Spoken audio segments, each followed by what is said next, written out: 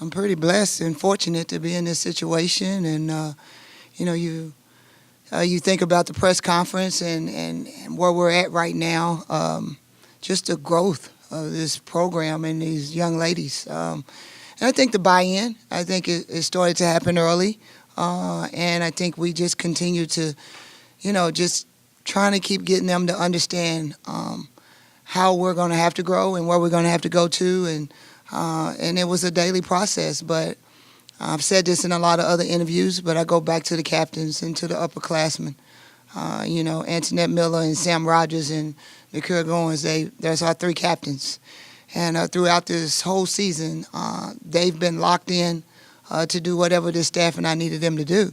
And I think that that's really what's happened and how everything's kind of transpired as we continue to go through our conference tournament and just to go through everything and get through that conference schedule to see where we were at and what we were capable of doing.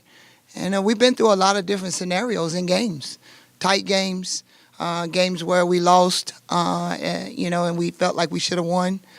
So I think they've learned from a lot of that. But this whole postseason has been incredible just because we've been very fortunate to be able to play here at home. And to see the atmosphere every game, I think those players that are in the locker room, they just fed off of that.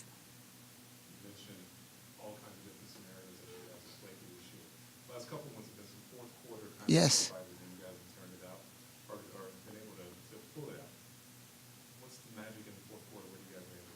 I think this team has always been, I would say probably in the last month, just really believed in our ability to just finish games strong, just meaning they know they're in really good shape and condition. And I think that just the ability to kind of follow a scout with this staff, because we do a lot of different change-ups. We do a lot of different things. And the fourth quarter started out a little different. I mean, we went to, a boxing chaser, and we did some different things. And I think they get really excited about those things as long as we can make sure that we're doing the things that we need to. So they've been in those situations. When I say that, I mean just their belief. I think that's what's changed. Even when you have an opportunity to maybe not win those games, you still also understand and know when you're in a tight situation, if you could have got one more loose ball, one more rebound. And we talk about that a lot with them as a staff. Yeah.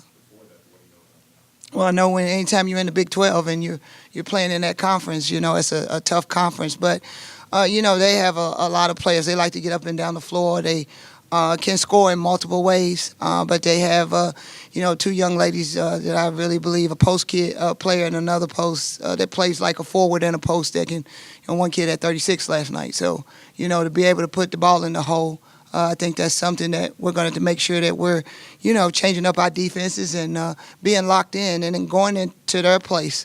Talk to the kids about the atmosphere and how it's going to be incredible and to have a amazing opportunity to still be playing right now. So I just think being able to, make sure that we can guard them and rebound and do those things is really important, and taking care of the basketball.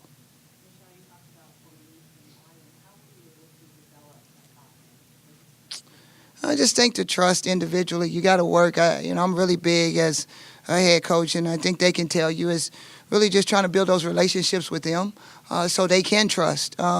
Trust starts with them believing that myself and the staff believe in them, not only as basketball players, but who they are as individuals. And so we've really tried to do that. And I think that's the part that makes me so excited, is to see how much they've grown individually. Just had a meeting with the captains earlier and talked to them about how much they've grown since the staff and I stepped foot on campus.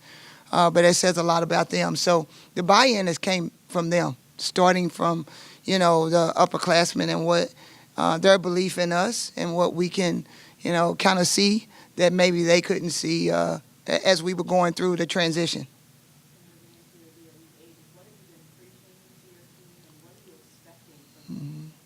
Well, I think what we've really been preaching is to make sure that we can continue to keep doing the things we're doing, but also is just the things that I was talking about a few minutes ago, the 50-50 balls, the rebounds, the playing the next play, not getting frustrated about the play before or something that happened, because you understand now when you're in these games, the majority of these games are going to be close games. They're going to come down to one possession or two possessions.